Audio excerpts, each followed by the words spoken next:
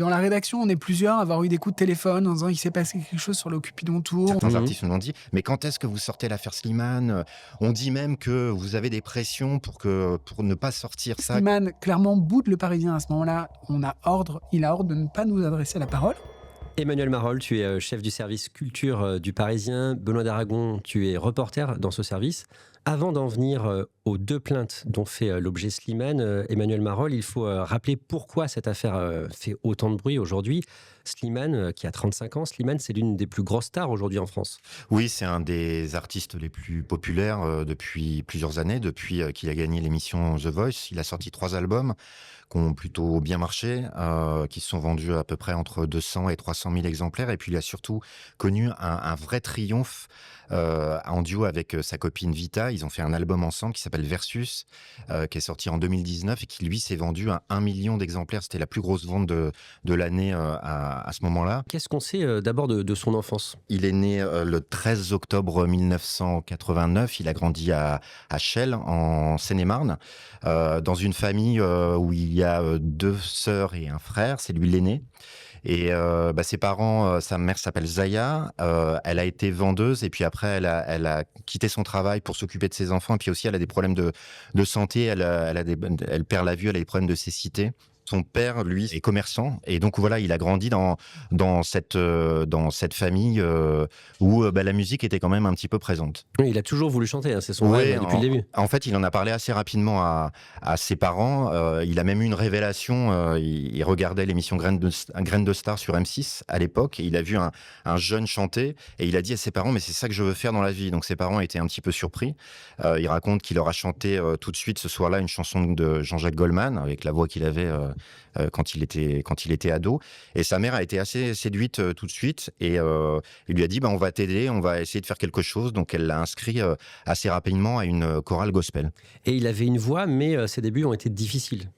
Oui, parce qu'il est passé par le circuit habituel des jeunes chanteurs qui n'ont pas vraiment de réseau et qui tentent leur chance. Alors, à l'époque, il y avait beaucoup de télécrochets, donc il a tenté Nouvelle Star. Il y a même des images sur les réseaux sociaux. Si vous tapez Slimane Nouvelle Star, on voit des auditions au théâtre face à Marco Prince de FFF, qui était dans le jury à l'époque.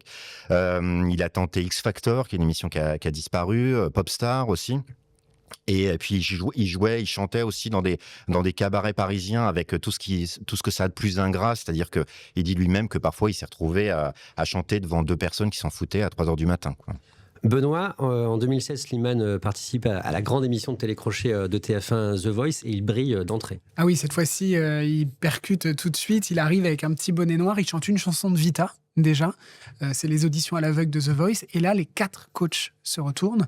Il choisit Florent Pagny d'intégrer l'équipe de Florent Pagny. Et tout de suite, on sent sa voix, elle est posée. Il impressionne. Il a un regard noir Beaucoup de assez pénétrant, charisme. beaucoup de charisme. Et il va survoler toute cette saison de The Voice qu'il va remporter quelques semaines plus tard. Et Emmanuel, donc là, après sa victoire à The Voice, sa carrière explose rapidement. Ben oui, en fait, il y a vraiment un effet vu à la télé, un effet The Voice à l'époque. Aujourd'hui, l'émission fait moins d'audience et les gagnants passent plus inaperçus. Mais à l'époque, c'était vraiment un signe que normalement le succès populaire allait arriver derrière. Ça a été le cas pour Louane, ça a été le cas pour Kenji Girac, pour Amir. Et Slimane, il profite de tout ça. Donc, il sort un album dans la foulée et qui se vend à plus de 300 000 exemplaires. Donc, tout de suite, ça part très très bien et très vite pour lui.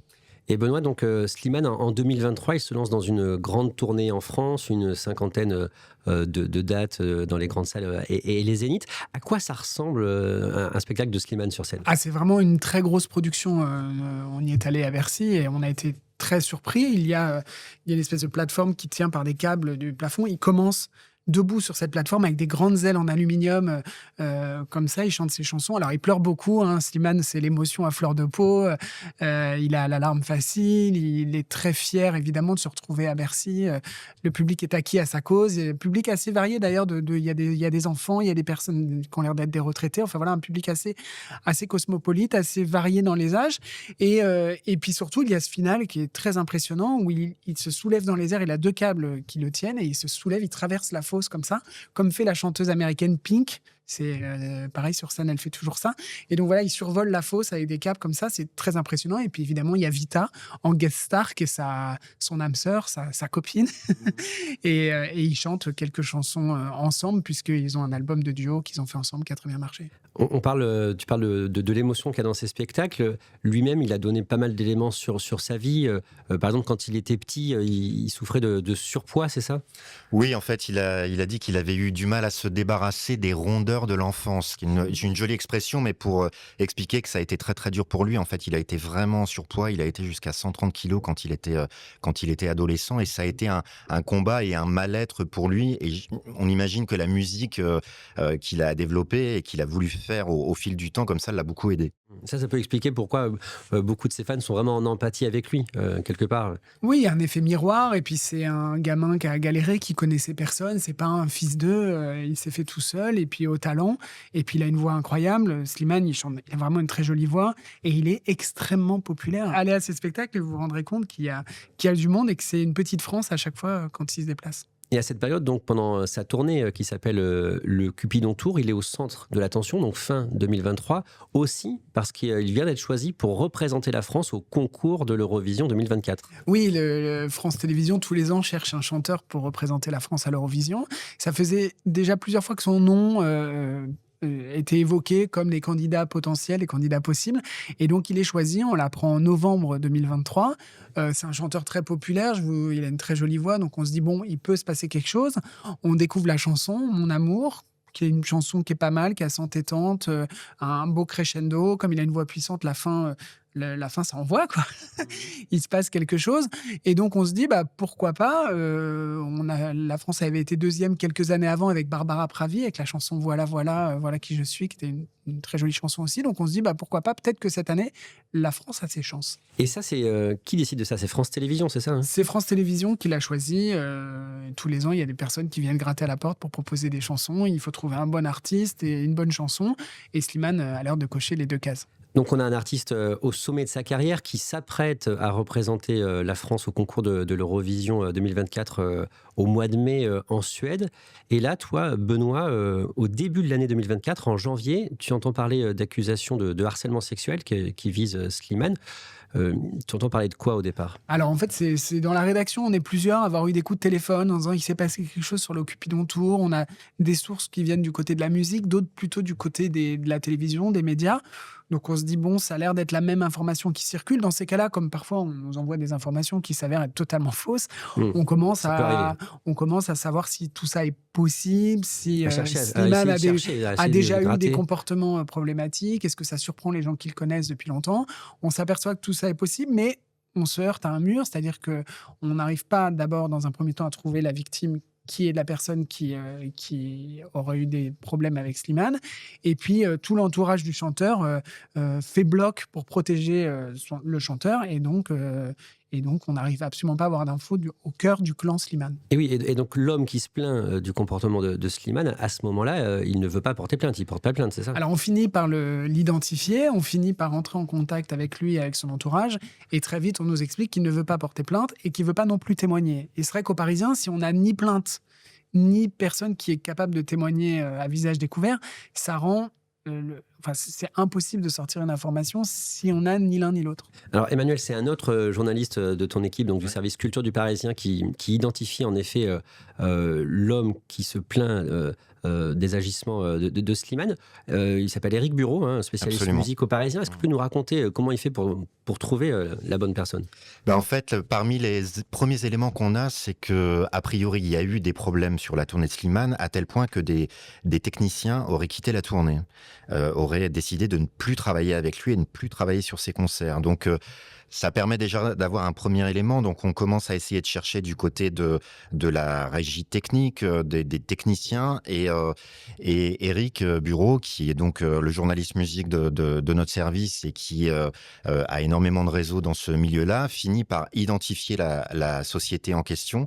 Et a priori, le technicien dont on nous parle depuis plusieurs mois, encore une fois, ça reste des choses assez floues, assez vagues. Il y aurait eu un problème, il y aurait eu une agression sexuelle, harcèlement sexuel, on nous parle de vidéos, tout ça, mais tout ça est assez flou. Donc il croit savoir qui c'est. Il croit savoir qui c'est, on en parle ensemble, on l'identifie, on le googleise comme c'est souvent le cas quand on repère quelqu'un qu'on connaît pas énormément Donc on et voit sa photo aussi, j'imagine. on voit sa photo. Ouais. Enfin nous on se dit: «Bah, voilà, c'est lui». Moi j'en parle avec Eric et je lui dis: «Mais tu le connais?» Il me dit: «Non, a priori, enfin ça me dit rien». Je lui dis: «Moi non plus». Bon, OK, mais continuons à avancer. L'idée c'était de réussir quand même à trouver un témoignage solide, des éléments solides pour pouvoir sortir cette affaire parce que elle circulait tellement dans le monde de la musique qu'on se disait c'est pas possible que ce soit simplement quelque chose de malveillant. Je te coupe, Emmanuel, parce que donc là, on est au mois de mai, on est juste avant l'Eurovision. Toi, Benoît, tu vas partir en Suède pour le Parisien pour couvrir cette Eurovision 2024. Ça se passe le 11 mai. Et tu parles de ce qui passe, de ce qui se passe, de ce qui se dit à des responsables de France Télévisions. Oui, parce que on se dit cette rumeur, elle est venue jusqu'à nous. Comme vient de le dire Emmanuel, on a beaucoup de gens qui nous la racontent. C'est vraiment ce qu'on peut appeler une rumeur très insistante. Je me dis, c'est pas possible qu'elle soit pas arrivée jusqu'à France Télévisions, qui produit des émissions de variété, qui fait passer plein de chanteurs sur ses plateaux. Donc, ils sont forcément au courant. Et qui a misé sur lui. Qui a misé sur lui. Et puis, je me demande, est-ce qu'ils ont un plan B? Est-ce qu'ils ont réfléchi à quelque chose si jamais la plainte sort avant l'Eurovision? Et donc, j'en parle à la chef de la délégation, Alexandra Redamiel. Je lui en parle à Londres parce que je suis allé voir Slimane qui faisait un concert pour sa campagne, parce que pour gagner l'Eurovision, il faut faire une campagne, il faut aller voir les pays un par un. Comme une campagne électorale. Exactement. Et donc, je suis allé voir Slimane à Londres, où il n'a pas voulu me parler. Slimane, clairement, boude le Parisien à ce moment-là. Il a ordre de ne pas nous adresser la parole. On sait si c'est en lien son staff, justement parce que son staff est au courant qu'on est en train de chercher. Donc voilà, il y a des tensions entre le Parisien et Slimane à l'époque. Et donc, j'en parle à la chef de la délégation, pour me déplorer qu'il y ait des tensions avec Slimane, parce qu'on fait juste notre boulot de vérifier. À l'époque, on vérifie des rumeurs. Ouais, tu lui dis ça. Il n'est pas question pour l'instant de publier un papier, parce qu'on n'a pas assez d'éléments, mais on a juste fait notre travail de vérifier des rumeurs. Et en plus, j'essaye de la questionner pour savoir s'il y a un plan B, qu'est-ce qu'ils ont prévu. Et je comprends elle a entendu parler aussi de ces rumeurs, mais elle prend tout ça à la légère en disant de toute façon, il n'y a rien, il n'y a pas de plainte. Ce qui est vrai factuellement à ce moment-là. moment-là. Elle m'envoie un peu balader en disant que voilà, il n'y a pas grand-chose et que de toute façon, on ne pourra rien sortir. À l'époque, il y a une autre rumeur qui dit qu'ils ont fait un chèque à la victime pour acheter son silence. Ça se fait parfois, ça s'appelle des clauses de non-divulgation. On fait un accord, c'est-à-dire qu'on renonce à porter plainte contre une somme d'argent. Et donc, ils font circuler un espèce de contre-feu qui est que la victime aurait touché un chèque et qu'elle ne parlerait jamais et que toute cette histoire va faire pchit, c'est-à-dire que ça va rester au niveau de la rumeur dans le monde de la musique. Et donc sur cette rumeur, sur le fait que la victime présumée aurait été contrainte au silence par un accord financier, ça s'est avéré faux, on va y revenir. Donc le jour J, le samedi 11 mai à Malmö, Slimane réussit vraiment sa prestation à l'Eurovision. Clairement, Slimane va finir 4e de l'Eurovision. Il a marqué les esprits à Malmö. Notamment, il y a un moment très fort dans sa prestation, c'est que pour le final, il se recule de son micro, il recule de 3 pas, qui se retrouve assez loin de son micro, et il chante a cappella avec sa voix puissante. Ça résonne dans tout l'aréna de Malmö, c'est assez impressionnant, et voilà, ça va affoler les spectateurs. Il va finir 4e, ce qui est quand même une place très honorable. Elle n'est pas sur le podium, mais enfin, on est dans le top 5 à l'Eurovision, ce qui n'arrive pas du tout chaque année pour la France. Emmanuel, donc ça c'était le 11 mai. Quelques jours plus tard, donc le 16 mai, Éric Bureau tombe dans une soirée sur l'homme qu'il avait identifié sur Internet, etc. Il avait la photo et il le voit dans une soirée, c'est ça? Ouais, totalement par hasard en fait. C'est une soirée d'une maison de disques comme il y en a de temps en temps. C'est le printemps, c'est un peu la fin de saison. Il y a un label qui organise une soirée avec ses artistes pour annoncer ses projets, etc. Et donc Eric est à cette soirée et il y a un moment, il est sur le point de partir et il y a un moment où il aperçoit quelqu'un qui ressemble véritablement à cette personne et donc il va le voir. Il se présente. Et cette personne voit tout de suite qui est Eric, pour le coup. Parce qu'il connaît de nom Oui, déjà. Et puis aussi parce qu'il a entendu parler du fait que le Parisien est quand même sur cette affaire et que peut-être à un moment, il va être amené à être sollicité. Ouais. Donc voilà. Et donc, est-ce que c'est lui? Ça n'est pas lui. D'accord. Ça n'est pas lui, en fait. Et il le dit assez vite à Eric. En lui expliquant que oui, il y a eu un problème sur la tournée Slimane. Il lui donne des éléments assez précis. en disant que ça s'est passé sur une date de concert, etc. Et que c'est quelqu'un de son équipe, à lui, de sa société, qui a été victime de harcèlement de la part de Slimane, et que donc, lui, en tant que patron de la société qui intervenait techniquement dans la tournée, a décidé de retirer ses salariés. Il y en avait 2, retirer le matériel aussi, accessoirement. Et que donc, voilà, on en est là, mais que ni lui, en tant que patron, ni le technicien qu'il emploie en tant que victime ne veulent s'exprimer publiquement, et que pour l'instant, il n'y a pas de plainte. Et voilà, et lui, donc le patron, il est presque un peu gêné parce qu'il peut rien faire tant que son collaborateur ne veut pas porter plainte. Il peut pas. Bah oui, parce qu'il y a des enjeux professionnels, il y a des enjeux économiques, il y a des enjeux personnels aussi, parce que on peut pas réduire ça au côté, ah oui, business as usual, comme on dit, quoi. Il faut étudier, voilà, les affaires continuent. Ouais. Mais en même temps, il faut aussi penser à une prise de parole publique, que ce soit lui en tant que patron ou le technicien en tant que victime, où forcément, quand on se dévoile, quand on raconte quelque chose, ça peut être un séisme médiatique et un séisme personnel très dur à vivre, parce qu'il peut y avoir des gens qui réagissent sur les réseaux sociaux, essaient de vous retrouver, etc. etc. Donc c'est forcément compliqué. Donc pour l'instant, lui ne veut pas prendre la parole, le technicien ne veut pas prendre la parole, donc encore une fois, par rapport à ce qu'on disait sur le travail journalistique d'une affaire comme celle-là, on ne peut rien faire. Ce qui était parfois difficile à comprendre pour le monde de la musique, c'est-à-dire qu'on a été régulièrement, nous, enfin Éric Bureau, en l'occurrence, Benoît, moi, sur des programmes télé, sur des concerts, en discutant avec des producteurs, des managers, voire des artistes aussi, qu'on citera pas, mais certains artistes nous l'ont dit. Mais quand est-ce que vous sortez l'affaire Slimane ? On dit même que vous avez des pressions pour ne pas sortir ça, que le Parisien subit des pressions, ce qui était complètement faux. Et donc, même si on on avait répondait- subi des pressions, le Parisien ne De peut pas toute s'arrêter à façon, ça. oui, Quoi. Ça, et ça puis, peut arriver des tentatives. oui, parce que je dirais pas Ouais. que c'est quotidien, mais ça arrive régulièrement. Et puis surtout, voilà, on leur disait, mais vous êtes marrants, on n'a rien, quoi. C'est ça. Personne, on peut pas sortir quelque chose comme ça, journalistiquement, dans un journal aussi sérieux que Le Parisien, simplement sur les éléments de rumeurs, etc. Certains peuvent le faire sur des réseaux sociaux en accusant nommément des gens. Parfois, il y a des victimes qui le font, hein. Donc, et on le voit bien, nous, en tant que lecteur, en tant qu'abonné à des réseaux, quand on voit quelqu'un dire j'ai eu un problème personnel avec tel ou tel artiste, c'est hyper violent de lire ça comme ça. Là, c'est la même chose. Donc nous, on peut pas, en tant que journaliste et en tant que journal, balancer comme ça une info qui à ce moment-là, n'en est pas véritablement une. Parce que nous, concrètement, aux Parisiens, si tu peux le rappeler aux gens qui regardent et qui écoutent ce podcast, c'est quoi un peu nos standards pour sortir ce type d'information ? Qu'est-ce qu'il faut en fait ? Qu'est-ce qu'il faut avoir en main pour pouvoir vraiment publier une information ? Il faut un témoin déjà, enfin un témoin direct de ce qui est arrivé, enfin une victime, une victime présumée. Oui. Il faut une plainte. Pour le coup, parce que là, l'affaire qui est au départ une affaire personnelle arrive sur le terrain judiciaire. Après, c'est un peu les deux cas de figure. Là, en l'occurrence, finalement, il y a eu une plainte et même plusieurs plaintes. Mais on a, par exemple, il y a quelques années, révélé l'affaire Polanski avec Valentine Monnier, qui est la seule victime française de Roman Polanski, qui est une affaire qui était prescrite, qui s'est passée dans les années 70. Très jeune femme à l'époque. Voilà. Et elle, en était fait, modèle. exactement, Voilà. et qui donc a raconté avoir été violée par Roman Polanski en Suisse quand elle était très jeune. Ça a été un travail d'échange, d'approche avec elle pour lui dire si vous voulez que votre témoignage soit crédible et de la valeur, etc. Il faut témoigner nommément, ce qui n'était pas facile pour elle au départ, et c'était pas ce qu'elle avait l'intention de faire. Il faut indiquer votre nom, parce qu'elle, il n'était pas question qu'elle porte plainte. L'affaire était prescrite, elle était ancienne, donc c'était pas possible. Et elle avait rien à gagner à porter plainte. Et en plus, c'est quelqu'un qui a témoigné une fois et qui n'a plus jamais témoigné. Elle avait vraiment choisi un moment de parler.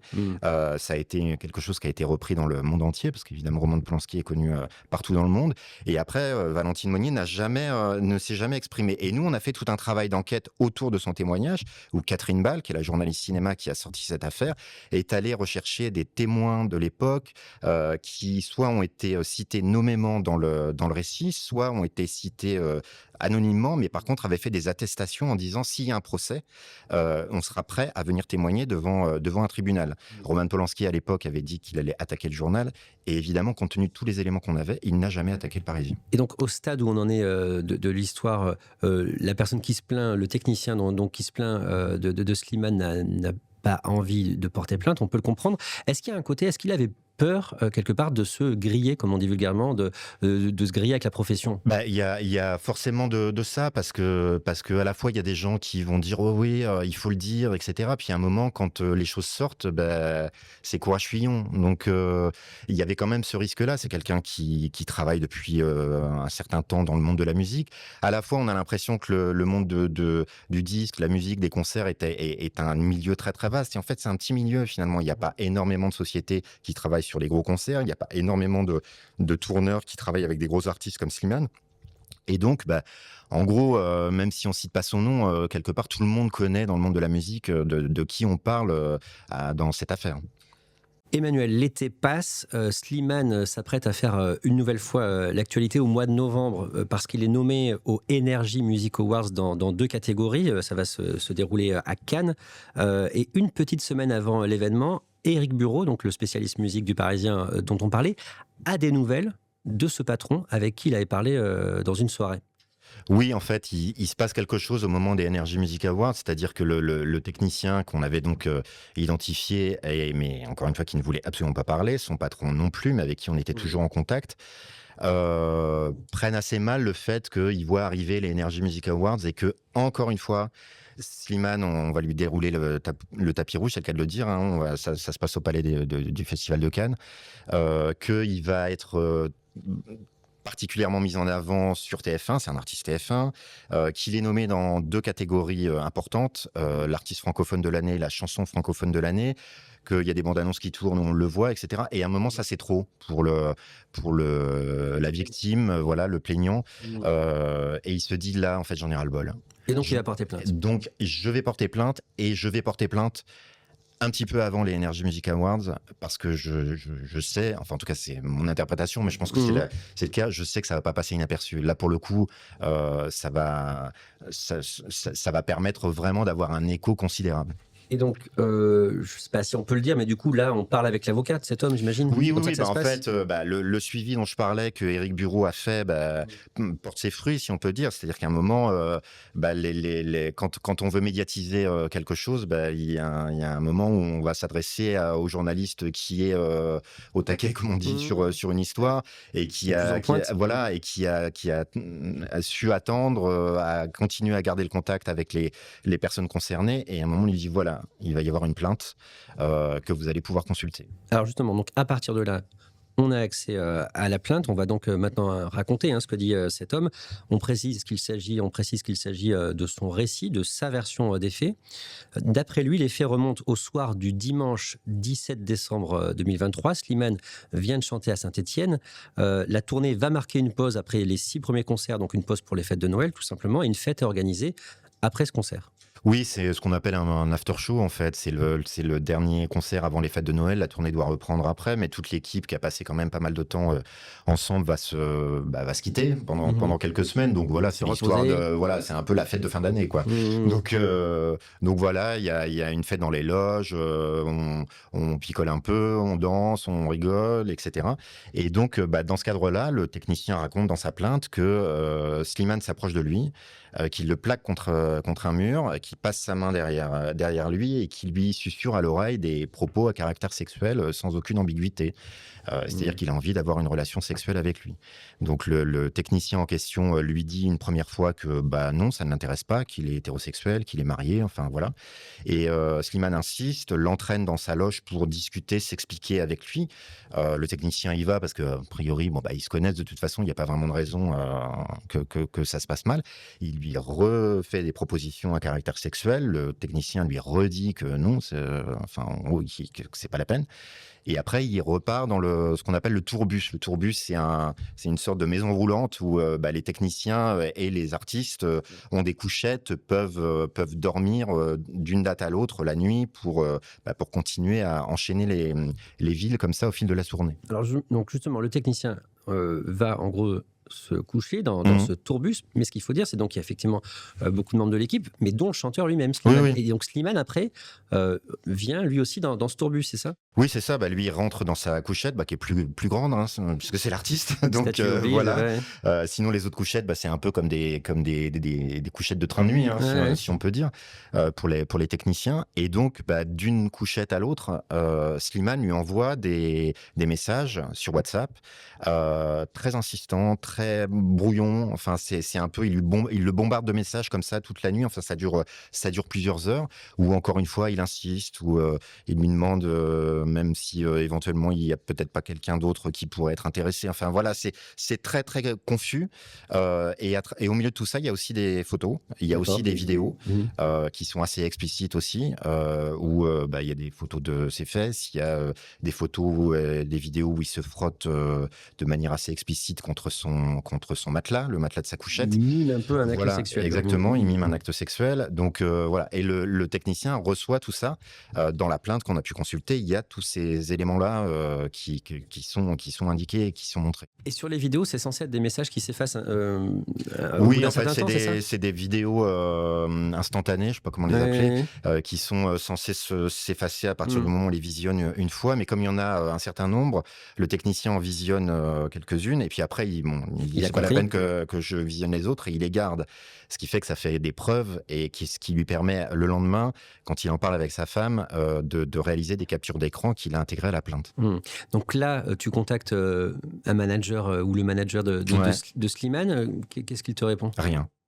Ou quasiment rien. Comment ça se passe? Quasiment rien. En fait, il a 2 managers, je les appelle tous les deux. Le premier ne répond pas, le deuxième répond. C'est des gens qu'on connaît, avec qui on a des contacts, et qui s'occupent de plusieurs artistes. Hein. Ils sont occupés de Maître Gims, de Dadju, de Camila Jordana, d'Amel Ben. De Vita. De Vita, évidemment. C'est une société qui s'appelle Indifférence Production. Et donc, le premier manager ne me répond pas. Le deuxième décroche, et je lui dis, voilà, on va sortir une plainte pour harcèlement sexuel contre Slimane dans quelques heures, là, sur le site. Est-ce qu'il a quelque chose à dire? Est-ce que vous avez, vous, en tant que manager, des choses à dire? Littéralement, la conversation dure très peu de temps, dure à peine 1 minute. La réponse spontanée, c'est: mais qu'est-ce que c'est que cette histoire? C'est une histoire de fou. Je tombe de l'armoire. Alors je lui dis gentiment que je comprends pas bien pourquoi il tombe de l'armoire, parce qu'il est, comme nous, au courant d'un certain nombre de rumeurs, entre guillemets, depuis plusieurs mois, et que donc, voilà. C'est pas très crédible qu'il n'ait pas été au courant. Voilà. Et il me dit, c'est une histoire de fou. J'appelle qui de droit et je te rappelle. J'attends toujours qu'il me rappelle. Le Parisien sort cette information, donc qu'une plainte a été déposée au parquet de Saint-Étienne. Donc le Parisien sort l'info le mardi 29 octobre, peu de temps avant les Energy Music Awards. Et là, évidemment, ça fait beaucoup de bruit. J'imagine il y a des réactions. Oui, parce que c'est un séisme alors j'allais dire dans le monde de la musique. Le monde de la musique, comme on le disait, était un peu au courant de cette histoire, donc lui, pour le coup, ne tombe pas de l'armoire. Mais après, le public, oui, sur les réseaux sociaux, on voit beaucoup de messages assez sidérés, stupéfaits par cette histoire. Il y a des gens qui n'y croient pas, ce qui est normal, hein, parce que évidemment, tout ce qu'on vient de raconter, ils n'ont pas le background, et ils n'ont pas tout l'historique. Et puis Slimane a une très bonne image. Ce qu'on disait tout à l'heure, c'est un artiste hyper populaire, qui a une histoire personnelle assez touchante, qui vient d'une émission comme ça à laquelle, entre guillemets, n'importe qui peut participer, peut tenter sa chance à The Voice. Enfin, dans les télécrochets, c'est l'idée, hein, de toute façon, qu'un chanteur anonyme puisse soudain tirer son épingle du jeu. Donc voilà, tout ça en fait un artiste très touchant. Et donc, ça paraît assez improbable, hein, pour un certain nombre de personnes. D'autant qu'il chante beaucoup de chansons d'amour. Donc on imagine quelqu'un de très romantique, qui est un peu fleur bleue, et pas du tout quelqu'un qui peut commettre des actes de harcèlement c'est pas sexuel. du tout quelqu'un de sulfureux. Il y a des moments, des gens qui peuvent être un peu borderline dans leur vie quotidienne, dans ce qu'ils racontent dans leurs Ils sont chansons, très rock'n'roll, un peu rock'n'roll. Lui, visiblement, c'est pas du tout le cas, quoi. Oui. Et d'un mot, d'ailleurs, après la sortie de la plainte, le Parisien assiste à à l'un de ses concerts, on voit que les fans sont toujours derrière lui, quoi. Il y a pas de... Oui, on va le voir en concert à Tours, je crois, ouais, c'est ça. pour voir comment Oui, le c'est un autre public reporter du réagit. Parisien. Voilà, Oui, un autre oui, oui, reporter sur ce du concert. Parisien qui va le voir à Tours. Ouais. Et effectivement, la plupart des gens ont lu sur Internet qu'il y avait une plainte, mais ils n'y croient pas. Et de toute façon, ils aiment Slimane et ils sont là pour le soutenir. Ça applaudit très fort. Et il y a des Slimane on t'aime qui jaillissent du public entre deux chansons dans les moments où Slimane parle aux spectateurs. Et tu disais tout à l'heure, Emmanuel, Slimane, c'est un artiste TF1. Il est aussi maintenant identifié un peu comme un poulain de France Télévisions depuis sa 4e place à l'Eurovision. Est-ce qu'il y a des réactions des chaînes de télé après la formation? Alors Benoît en parlera mieux que moi, mais en tout cas le relais, on va dire, ou la reprise de cette information sur des chaînes comme TF1 ou France 2, enfin France Télévisions, est assez limité. C'est un euphémisme. Tu confirmes En fait, ils sont très embêtés, quoi. Oui. Oui, ils sont très embêtés parce qu'ils l'ont soutenu. Ils l'ont soutenu, on parlait tout à l'heure, pendant l'Eurovision, alors qu'ils savaient qu'il y avait des rumeurs autour de Slimane. Il était coach à The Voice Kids, Slimane. Donc oui, les chaînes sont un peu embêtées. TF1, en plus, était au courant parce que je ne vais pas faire tout l'organigramme de TF1, mais la société qui organise la tournée de Slimane s'appelle Play2 et elle appartient à TF1. Donc normalement, D'accord. TF1 Une aurait filiale de dû... TF1. Voilà, aurait dû être au courant, ça aurait dû remonter jusqu'à la direction, puis redescendre au niveau des programmes de TF1, qui avaient des problèmes autour de Slimane, et qu'ils n'avaient pas une image aussi lisse que celle que peuvent avoir les spectateurs. Donc, ils sont censés être au courant. Ils auraient dû être au courant. Et de fait, On n'est pas sûr qu'ils ont été au courant, mais ils l'ont probablement été. En c'est fait, ça, enfin, oui, parce que ils ont forcément entendu les rumeurs. Si elles sont venues jusqu'au Oui. Parisien, elles sont forcément arrivées jusqu'à TF1.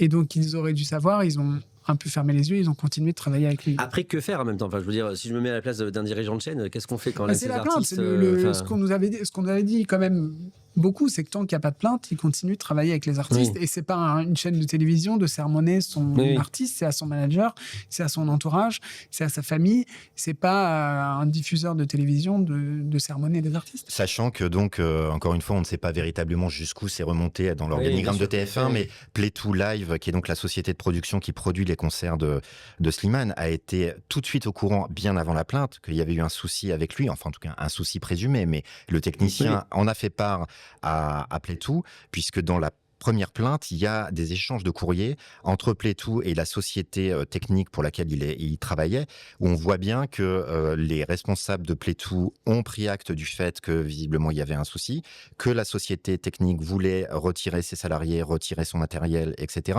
Et ils disent même dans un des courriers qu'ils ont échangé avec l'artiste et son manager en lui rappelant les règles de bon comportement dans le cadre d'une tournée avec les salariés d'une équipe technique. Donc il y a eu un rappel à l'ordre un petit peu. Voilà, donc en gros, pour le coup, tous ces, techniquement en tout cas, et dans la société de production de concerts qui appartient à TF1, ces gens-là étaient au courant. Après, est-ce qu'ils en ont informé le TF1 en tant que diffuseur de The Voice, par exemple, ou diffuseur d'émissions de variété dans lesquelles Slimane peut être présent, en l'occurrence les Energy Music Awards. Oui, ou les Enfoirés. Ou les Enfoirés.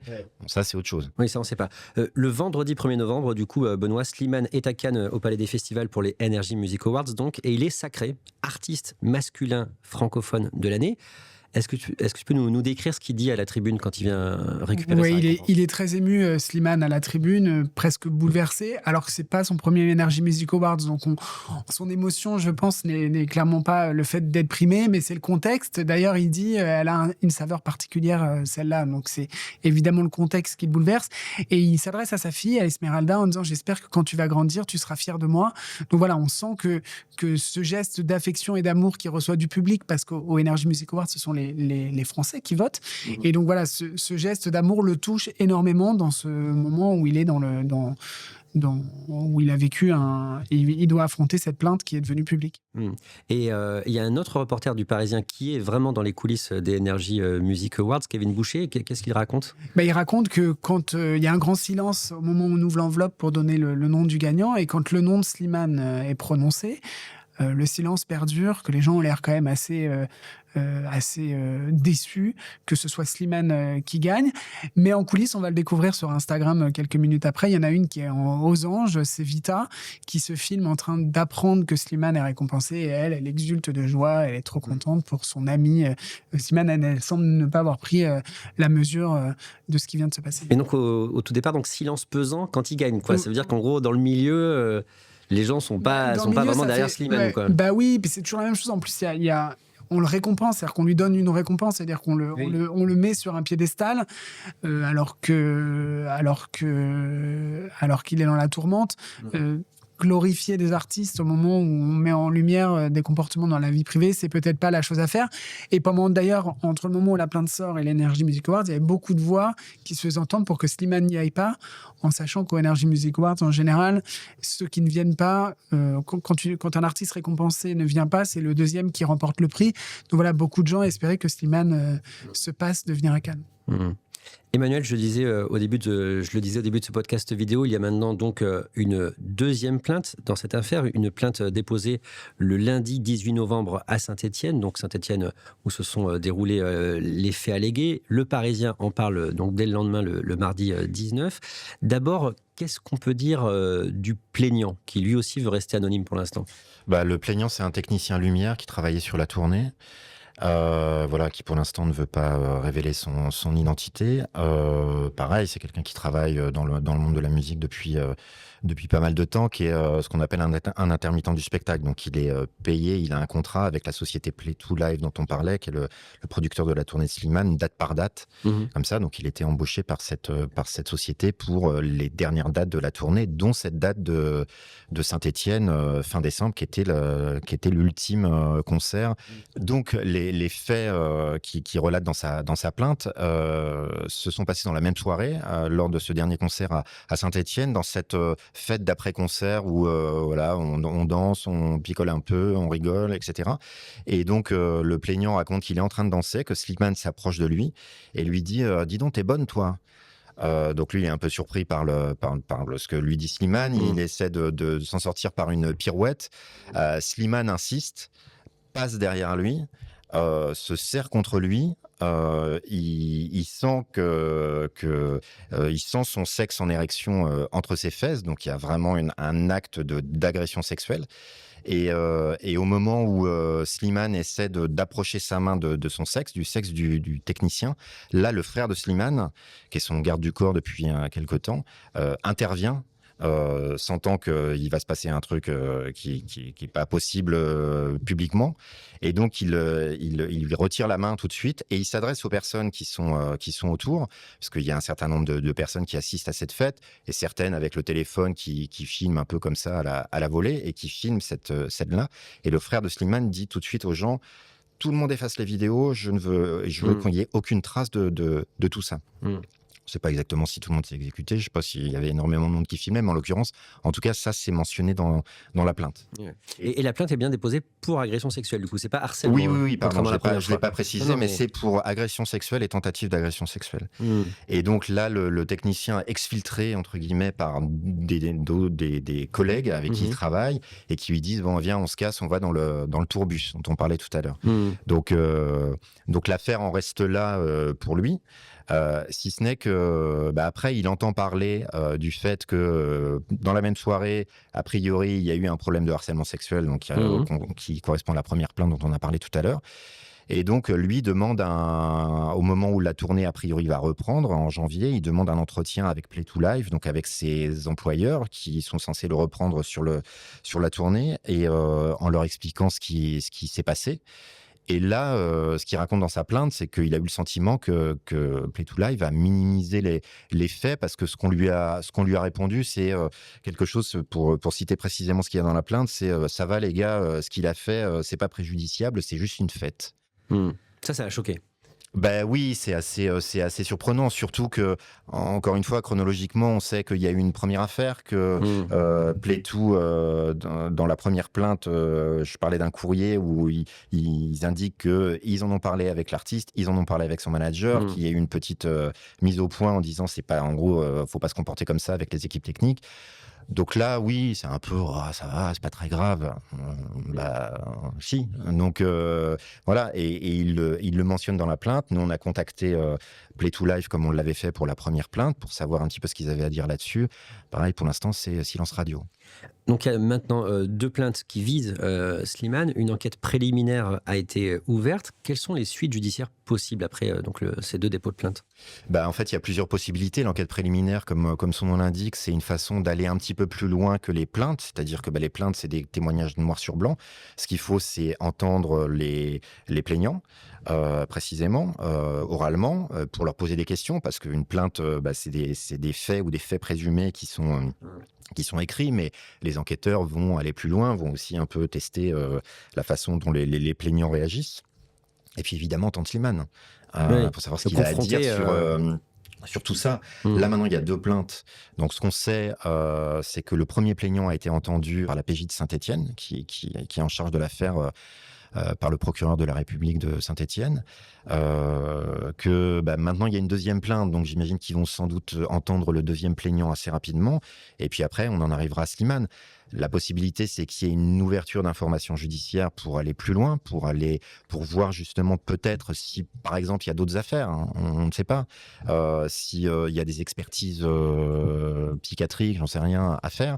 Et après, un éventuel renvoi devant le tribunal correctionnel ou pas. Encore une fois, une plainte, c'est pas une condamnation. Une enquête préliminaire, c'est pas un procès. C'est des investigations qui sont naturelles à partir du moment où il y a des faits graves qui ont été rapportés à la justice à travers des plaintes. Et est-ce qu'on sait s'il risque d'y avoir d'autres plaignants? C'est la grande question. Le comportement de Slimane dans cette soirée est quand même très, très troublant. Peut-être pas. Dans ce genre d'affaires, on l'a vu plusieurs fois dans des affaires de MeToo, notamment dans le milieu du cinéma. Une plainte ou un témoignage, parfois on amène d'autres. Oui. Ça peut être des cas isolés, ça peut être des faits isolés, mais malheureusement, parfois, il y a des gens qui commencent à témoigner en se disant « Ah bah oui, moi aussi, j'ai eu un problème là. Moi aussi, j'ai eu un problème là. » Et Slimane, comment est-ce qu'il se défend aujourd'hui? Pour l'instant, il se défend pas véritablement, puisque, comme je disais tout à l'heure, on a sollicité son entourage qui ne nous répond pas. La société de production de ses concerts ne répond pas. Lui ne répond pas. Pour l'instant, Benoît en parlait tout à l'heure, le fait par exemple, d'être présent au Energy Music Awards, je pense que c'est une façon aussi de se dire, on continue comme si de rien n'était. Le fait de se dire, il y a une plainte, je vais pas au Energy Music Awards, c'était presque un demi-aveu de culpabilité, ou en tout cas une façon de se dire, je suis très gêné et très troublé par tout ça. Là, il y va. En l'occurrence, en plus, il gagne un prix. Donc voilà, ça suit son cours. La tournée, elle continue. Le public est là. Les salles sont pleines. Il va faire encore, comme je disais tout à l'heure, deux dates à l'Accor Arena. Il y a une tournée européenne après, où il fait 7-8 dates en Europe, qui complète aussi dans des théâtres, des salles de 2000-2500 places. C'est pas des petits clubs quand même. Donc voilà, peut-être qu'à un moment, quand tout ça sera fini, il va peut-être prendre la parole. Et puis, il peut y avoir un effet d'accumulation. Là, déjà, il y a 2 plaintes. Oui. Et on le voit aussi je parlais tout à l'heure des réactions sur les réseaux sociaux et du public qui était quand même très troublé ou qui ne voulait pas y croire pour la première plainte. Là, pour le coup, les réactions que j'ai pu voir ici et là, c'est quand même, là, ça commence à faire beaucoup. Et dans la première plainte, il y a donc les captures d'écran, les vidéos. Le fait qu'il envoie ces vidéos dans le tourbus comme ça, qui ne prennent pas de précautions, ça surprend quand même un artiste de cette ampleur qui se dit bon voilà, je vais envoyer des photos de moi nu comme ça à quelqu'un. Ça peut surprendre vu de l'extérieur. Alors après, je ne sais pas dans quel état il était. Ça, c'est Oui, on est dans un contexte de fête après un concert. Voilà, on est dans un contexte de fête. Peut-être qu'il était dans un état post-concert, voilà, d'euphorie, de vacances, c'est le début des vacances. Ouais, peut-être qu'il s'est lâché un peu. Voilà. Le fait d'être sans filtre comme ça sur des choses où il peut se mettre en danger et il peut aussi, encore une fois, avoir un comportement plus que déplacé. Et puis il y a une question de génération. Slimane, il est trentenaire, donc il a le réseau social, il connaît les réseaux sociaux comme sa poche. Donc c'est vrai comme des jeunes, il a la selfie facile, la photo facile, peut-être plus que des gens qui ont 20 ans de plus que lui. Et tu parlais de son management tout à l'heure. Il est bien entouré aujourd'hui, il est bien aidé, on va dire. C'est difficile de répondre à cette question parce que moi je suis un peu surpris par leur silence. Si il y a des comportements comme ça qui sont compliqués, on va dire, dans les tournées, c'est quand même au management d'essayer de gérer ça. Alors après, il passe pas 24 heures sur 24 avec lui, mais en tout cas dans un cadre professionnel que peut être une tournée, un concert ou une fête même d'après-concert. En théorie, si un artiste a des comportements déplacés, limites, ou je sais pas comment les appeler, un manager est quand même là pour cadrer son artiste à tout point de vue. Donc voilà. Après, est-ce qu'il est bien entouré Après, on connaît pas les détails des conversations qu'ils ont eues avec lui. Après, ce qu'on voit, c'est qu'il y a une crise et qu'en communication de crise, qu'ils auraient dû anticiper puisqu'ils savent qu'on est sur ces histoires depuis le mois de janvier.